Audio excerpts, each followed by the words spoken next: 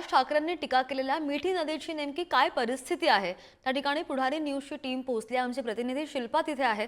शिल्पा, आपण पाहतोय जसं की काल मनसे अध्यक्ष राज ठाकरे यांनी मेळाव्यामधून टीका केली आणि नद्यांची अवस्था अतिशय विदारक आहे, भीषण आहे असं सुद्धा वक्तव्य केलेलं आहे।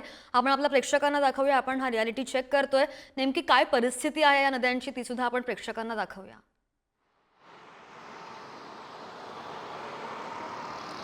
गुढीपाडव्याच्या मेळाव्यातून राज ठाकरे यांनी महाराष्ट्रातील आणि मुंबई शहरातील नदीचं वास्तविक एका व्हिडिओतून समोर आणलं आणि मुंबई शहरातील जी मिठी नदी आहे तिची वास्तविकता जी खऱ्या अर्थाने समोर आणलेली आहे तेच आपण पाहूया।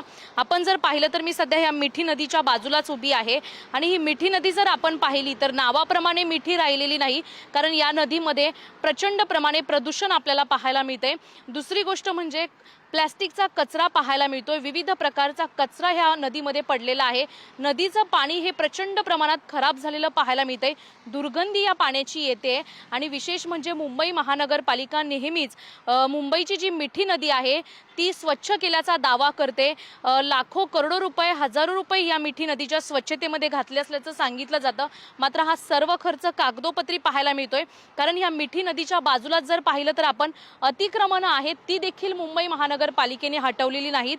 अनेक वेळा सांगते की मिठी नदीच्या बाजूची जी अतिक्रमणं आहेत ती आम्ही हटवलीत, मात्र आपण जर पाहिलं तर ही अतिक्रमणं अशीच आपल्याला पाहायला मिळतात। प्रचंड मोठ्या संख्येने इथे आजूबाजूला लोकवस्ती आहे आणि ह्या सर्व लोकवस्तीचा कचरा या मिठी नदीमध्ये, तसेच मुंबई शहरातला कचरा या मिठी नदीमध्ये आलेला पाहायला मिळतोय। कारण प्रचंड प्रमाणात प्लास्टिक देखील या मिठी नदीत पाहायला मिळतंय।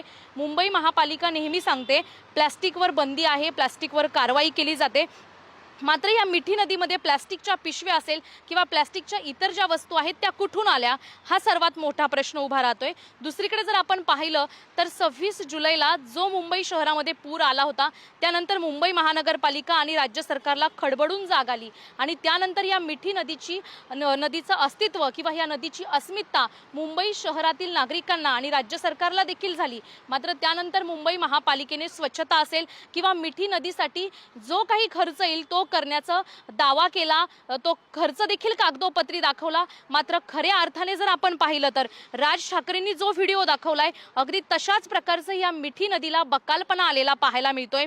प्रचंड प्रमाणात या पाण्याची दुर्गंधी येते। अगदी 2 मिनिटं जर इथं उभं राहायचं म्हटलं तर प्रचंड बिकट अवस्था एखाद्या व्यक्तीची होऊ शकते, असं या नदीला मिठी नदीला बकालपणा आलेला पाहायला मिळतोय। खऱ्या अर्थाने मिठी नदी ही समुद्राला आलिंगन देते, मात्र या मिठी नदीने प्रदूषणाला आणि बकालपणा आहे जो कचरा त्यालाच आलिंगन दिलेला आपल्याला पाहायला मिळतंय। त्यामुळे येणाऱ्या काळामध्ये मुंबईकरांवर मोठं संकट येण्याची भीती आता या मिठी नदीच्या बकालपणा जो वास्तविकतापणा आपल्याला पाहायला मिळतोय त्यातून दिसून येतोय।